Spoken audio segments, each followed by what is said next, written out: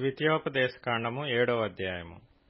నీవు స్వాధీనపరచుకొనబోవు దేశములోనికి నీ దేవుడైన యెహోవా నిన్ను చేర్చి బహుజనములను అనగా సంఖ్యకును బలమునకును నిన్ను మించిన హిత్తీయులు, గిర్గాషీయులు, అమోరీయులు, కనానీయులు, పెరిజ్జీయులు, హివ్వీయులు, యెబూసీయులను 7 జనములను నీ యొద్ద నుండి వెళ్లగొట్టిన తరువాత నీ దేవుడైన యెహోవా వారిని నీకప్పగించినప్పుడు నీవు వారిని హతము చేయవలెను, వారిని నిర్మూలము చేయవలెను. వారితో నిబంధన చేసుకొనకూడదు, వారిని కరుణింపకూడదు. నీవు వారితో వియ్యమందకూడదు. వాని కుమారునికి నీ కుమార్తెనియ్యకూడదు, నీ కుమారునికి వాని కుమార్తెను పుచ్చుకొనకూడదు. నన్ను అనుసరింపకుండా ఇతర దేవతలను పూజించినట్లు నీ కుమారుని వారు మళ్లించుదురు. అందును బట్టి యెహోవా కోపాగ్ని నీ మీద రగులుకొని ఆయన నిన్ను త్వరగా నశింపజేయును. కావున మీరు వారికి చేయవలసినదేమనగా వారి బలిపీఠములను పడద్రోసి వారి విగ్రహములను పగులగొట్టి వారి దేవతాస్తంభములను నరికివేసి వారి ప్రతిమలను అగ్నితో కాల్చవలెను. నీవు నీ దేవుడైన యెహోవాకు ప్రతిష్ఠిత జనము. నీ దేవుడైన యెహోవా భూమి మీదనున్న సమస్త జనముల కంటే నిన్ను ఎక్కువగా ఎంచి నిన్ను తనకు స్వకీయ జనముగా ఏర్పరచుకొనెను. మీరు సర్వజనముల కంటే విస్తార జనమని యెహోవా మిమ్మును ప్రేమించి మిమ్మును ఏర్పరచుకొనలేదు. సమస్త జనముల కంటే మీరు లెక్కకు తక్కువే గదా. అయితే యెహోవా మిమ్మును ప్రేమించువాడు గనుకను తాను మీ తండ్రులకు చేసిన ప్రమాణమును నెరవేర్చువాడు గనుకను యెహోవా బాహుబలము చేత మిమ్మును రప్పించి దాసుల గృహములో నుండియు ఐగుప్తు రాజైన ఫరో చేతిలో నుండియు మిమ్మును విడిపించెను. కాబట్టి నీ దేవుడైన యెహోవా తానే దేవుడనియు తన్ను ప్రేమించి తన ఆజ్ఞలననుసరించి నడుచుకుని వారికి తన నిబంధనను స్థిరపరచువాడును 1000 తరముల వరకు కృప చూపువాడును నమ్మదగిన దేవుడననియు తన్ను ద్వేషించు వారిలో ప్రతివానిని బహిరంగముగా నశింపజేయుటకు వానికి దండన విధించువాడనియు నీవు తెలుసుకొనవలెను. ఆయన తన్ను ద్వేషించువాని విషయము ఆలస్యము చేయక బహిరంగముగా వానికి దండన విధించును. కాబట్టి నేడు నేను నీకాజ్ఞాపించు ధర్మము అనగా విధులను కట్టడలను మీరనుసరించి నడుచుకొనవలెను. మీరు ఈ విధులను విని వాటిని అనుసరించి నడుచుకొనిన ఎడల నీ దేవుడైన యెహోవా తాను నీ పితరులతో ప్రమాణము చేసిన నిబంధనను నెరవేర్చి నీకు కృప చూపును. ఆయన నిన్ను ప్రేమించి ఆశీర్వదించి అభివృద్ధి చేసి నీకిచ్చెదనని నీ పితరులతో ప్రమాణము చేసిన దేశములో నీ గర్భఫలమును, నీ భూఫలమైన నీ సస్యమును, నీ ద్రాక్షారసమును, నీ నూనెను, నీ పశువుల మందను, నీ గొర్రెల మందను, మేకల మందను దీవించును. సమస్త జనముల కంటే ఎక్కువగా నీవు ఆశీర్వదింపబడుదువు. నీలో మగవానికే గాని ఆడుదానికే గాని గొడ్డుతనముండదు, నీ పశువులలోనైనా నుండదు. యెహోవా నీ యొద్ద నుండి సర్వరోగములను తొలగించి నీ వెరిగియున్న ఐగుప్తులోని కఠినమైన క్షయవ్యాధులన్నిటినీ నీకు దూరపరచి నిన్ను ద్వేషించు వారందరి మీదకే వాటిని పంపించును. మరియు నీ దేవుడైన యెహోవా నీకప్పగించుచున్న సమస్త ప్రజలను నీవు బొత్తిగా నాశనము చేయుదువు. నీవు వారిని కటాక్షింపకూడదు, వారి దేవతలను పూజింపకూడదు, ఏలయనగా అది నీకు ఉరి అగును. ఈ జనములు నాకంటే విస్తారముగా ఉన్నారు, నేను ఎట్లు వారిని వెళ్లగొట్టగలనని నీవనుకొందువేమో. వారికి భయపడకుము. నీ దేవుడైన యెహోవా ఫరోకును ఐగుప్తు దేశమంతటికిని చేసిన దానిని అనగా నీ దేవుడైన యెహోవా నిన్ను రప్పించినప్పుడు నీ కన్నులు చూచిన ఆ గొప్ప శోధనలను, సూచక క్రియలను, మహత్కార్యములను, బాహుబలమును, చాచిన చేతిని బాగుగా జ్ఞాపకం చేసుకొనుము. నీవు భయము పుట్టించుతున్న ఆ జనులకందరికీ నీ దేవుడైన యెహోవా అలాగే చేయును. మరియు మిగిలిన వారును నీ కంటబడక దాగిన వారును నశించు వరకు నీ దేవుడైన యెహోవా వారి మీదికి పెద్ద కందిరీగలను పంపును. వారిని చూచి జడియవద్దు. నీ దేవుడైన యెహోవా నీ మధ్యనున్నాడు. ఆయన భయంకరుడైన మహాదేవుడు. నీ దేవుడైన యెహోవా నీ ఎదుట నుండి క్రమక్రమముగా ఈ జనములను తొలగించును. అడవి మృగములు విస్తరించి నీకు బాధకములుగా నుండవచ్చును గనుక వారిని ఒక్కమారే నీవు నాశనము చేయతగదు. అది నీకు క్షేమకరము కాదు. అయితే నీ దేవుడైన యెహోవా వారిని నీకప్పగించి వారిని నశింపజేయు వరకు వారిని బహుగా తల్లడిల్ల చేయును. ఆయన వారి రాజులను నీ చేతికి అప్పగించును.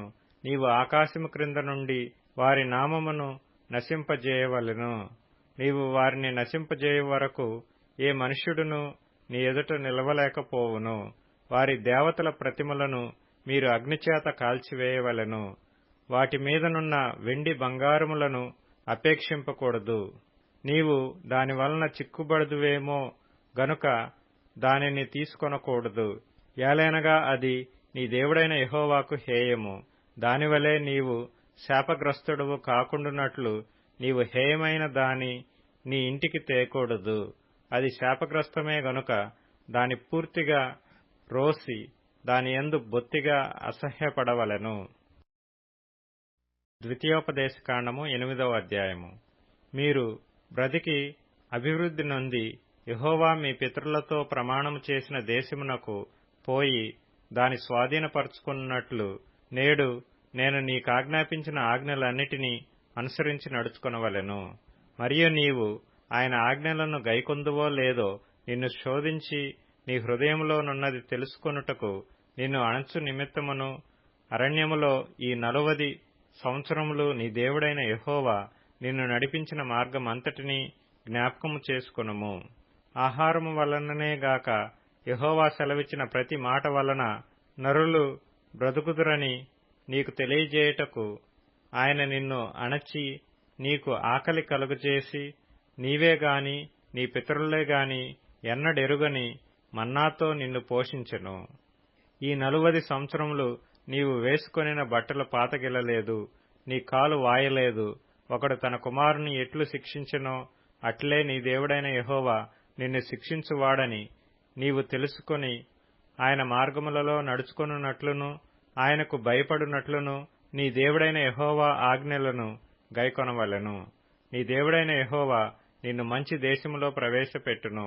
అది నీటి వాగులను లోయలలో నుండియు కొండలలో నుండియు పారు ఊటలను అగాధ జలములను గల దేశము. అది గోధుమలు, యవలు, ద్రాక్ష చెట్లు, అంజూరపు చెట్లు, దానిమ్మ పండ్లును గల దేశము. ఒలీవ నూనెయు తేనెయు గల దేశము. కరువు అనుకొనకుండా నీవు ఆహారము తిను దేశము. అందులో నీకు ఏ లోపముండదు.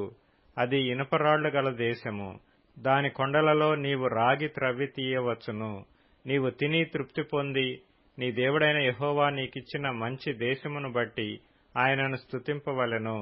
నేడు నేను నీకాజ్ఞాపించు ఆయన ఆజ్ఞలను, విధులను, కట్టడలను నీవు అనుసరింపక నీ దేవుడైన యెహోవాను మరచి కడుపార తిని మంచి ఇండ్లు కట్టించుకొని వాటిలో నివసింపగా నీ పశువులు నీ గొర్రె మేకలను వృద్ధి అయి నీకు వెండి బంగారములు విస్తరించి నీకు కలిగినదంతయు వర్ధిల్లినప్పుడు నీ మనస్సు మదించి దాసుల గృహమైన ఐగుప్తు దేశములో నుండి నిన్ను రప్పించిన నీ దేవుడైన యెహోవాను మరచదవేమో. తాపకరమైన పాములను తేళ్లును కలిగి ఎడారి అయి నీళ్లు లేని భయంకరమైన ఆ గొప్ప అరణ్యములో ఆయన నిన్ను నడిపించెను. రాతి బండ నుండి నీకు నీళ్లు తెప్పించెను. తుదకు నీకు మేలు చేయవలెనని నిన్ను అణచుటకును శోధించుటకును నీ పితరులు ఎరుగని మన్నాతో అరణ్యమున నిన్ను పోషించెను. అయితే మీరు మా సామర్థ్యము మా బాహుబలము ఇంత భాగ్యము మాకు కలుగజేసినని అనుకొందురేమో. కాగా నీ దేవుడైన యెహోవాను జ్ఞాపకము చేసుకొనవలెను. ఏలైనగా తాను నీ పితరులతో ప్రమాణము చేసినట్లు తన నిబంధనను నేటివలే స్థాపింపవలెనని మీరు భాగ్యము సంపాదించుకొనుటకై మీకు సామర్థ్యము కలుగు చేయువాడు ఆయనే. నీవు ఏమాత్రమైనను నీ దేవుడైన యెహోవాను మరచి ఇతర దేవతలను అనుసరించి పూజించి నమస్కరించిన ఎడల మీరు నిశ్చయముగా నశించిపోదురని నేడు మిమ్మును గూర్చి నేను సాక్ష్యము పలికియున్నాను. నీ ఎదుట నుండకుండా యెహోవా నశింపజేయుచున్న జనములు వినకపోయినట్టు మీ దేవుడైన యెహోవా మాట మీరు వినకపోయిన ఎడల మీరును వారి వల్లనే నశించెదరు. కీర్తనల గ్రంథం 40వ కీర్తన. యెహోవా, నీవు నీ వాత్సల్యమును నాకు దూరము చేయవు.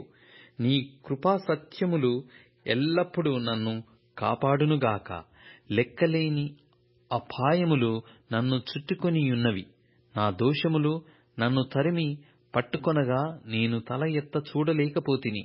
లెక్కకు అవి నా తల వెంట్రుకలను మించియున్నవి. నా హృదయము అధైర్యపడియున్నది. యెహోవా, దయచేసి నన్ను రక్షించుము. యెహోవా, నా సహాయమునకు త్వరగా రమ్ము. నా ప్రాణము తీయుటకై యత్నించువారు సిగ్గుపడి బొత్తిగా భ్రమసియుందురుగాక. నాకు కీడు చేయగోరువారు వెనుకకు మళ్లింపబడి సిగ్గునొందుదురుగాక. నన్ను చూచి ఆహా ఆహా అని పలుకువారు తమకు కలుగు అవమానమును చూచి విస్మయమొందుదురుగాక. నిన్ను వెదుకువారందరూ నిన్ను గూర్చి ఉత్సహించి సంతోషించుదురుగాక. నీ రక్షణ ప్రేమించువారు యెహోవా మహిమపరచబడునుగాక అని నిత్యము చెప్పుకొందురు గాక. నేను శ్రమపాలై దీనుడనైతిని. ప్రభువు నన్ను తలంచుకొనుచున్నాడు. నాకు సహాయము నీవే, నా రక్షణకర్తవు నీవే.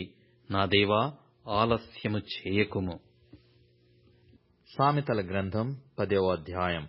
పగ కలహమును రేపును, ప్రేమ దోషములన్నిటిని కప్పును.